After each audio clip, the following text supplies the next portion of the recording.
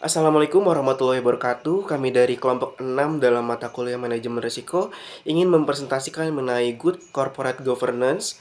Sebelum kita masuk dalam materinya, izinkan saya untuk memperkenalkan tim kami. Yang pertama itu ada saya Aditya Hermawan, kemudian ada Desi Aryani, yang kemudian ada Nazifa Zahra, kemudian ada Nur Hujas Diana, dan juga Vira Yuniar. Masuk pada bagian stakeholder, operasional sebuah bank tidak boleh hanya ditujukan untuk kepentingan nasabah individual, investor, atau karyawan saja, namun harus secara berimbang memperhatikan kepentingan seluruh stakeholder bank. Nah, stakeholder bank ini terdiri dari semua pihak yang memiliki kepentingan langsung dengan keberhasilan bank, termasuk pemegang saham, karyawan, dan juga masyarakat secara keseluruhan.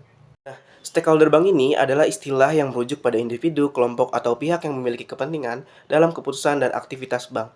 Baik, selanjutnya akan dilanjutkan oleh rekan saya yaitu Desi Aryani.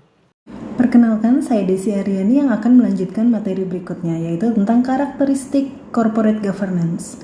Corporate governance atau tata kelola merupakan serangkaian keterkaitan antara dewan komisaris, direksi, pihak-pihak yang berkepentingan, serta pemegang saham perusahaan.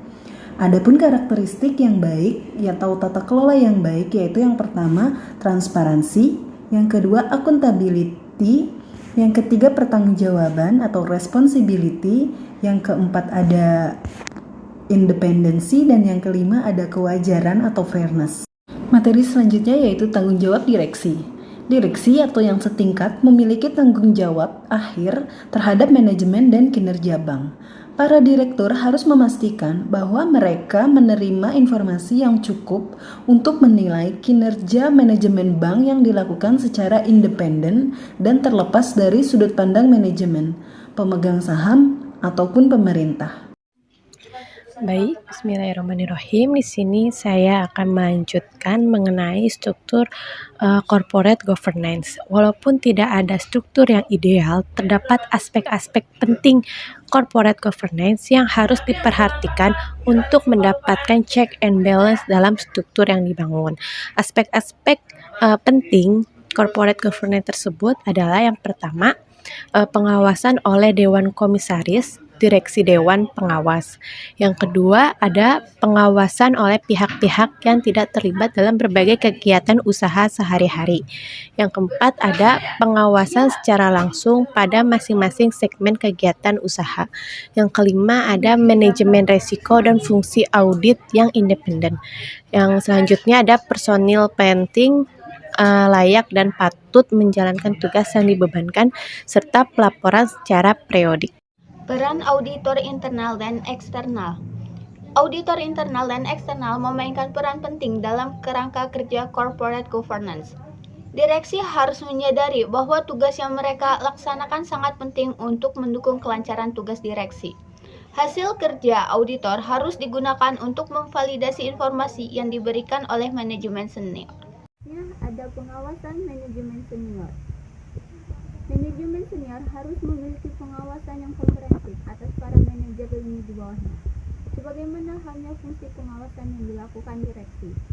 Selain itu, walaupun senior manajemen menerima laporan dan masukan mengenai aktivitas bisnisnya di Singapura, mereka tidak melakukan tindak lanjut antara lain karena pertimbangan bahwa mereka dapat kehilangan trader unggulan yang seolah-olah menyumbangkan bagian yang cukup besar dari keuntungan bank secara keseluruhan di resepsi.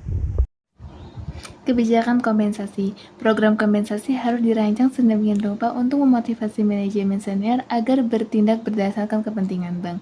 Kemudian program kompensasi tersebut harus dapat meminimalkan tindakan-tindakan yang berorientasi kinerja jangka pendek yang pada gilirannya dapat menyebabkan bank menghadapi risiko jangka panjang. Transparansi mencakup beberapa poin. Yang pertama ada struktur direksi, yaitu ada besaran keanggotaan, kualifikasi, dan komite. Kemudian yang kedua di sini ada struktur manajemen senior, yaitu ada tanggung jawab, kemudian garis pelaporan, kualifikasi, dan pengalaman. Yang ketiga ada struktur dasar organisasi, yaitu ada struktur lini usaha, struktur badan hukum. Kemudian yang keempat di sini ada informasi mengenai struktur intensif bank. Yang terakhir ada sifat dan cakupan transaksi dengan pihak terafiliasi dan pihak terkait. Oke, cukup sekian video dari kelompok kami. Kurang lebihnya mohon maaf. Wassalamualaikum warahmatullahi wabarakatuh.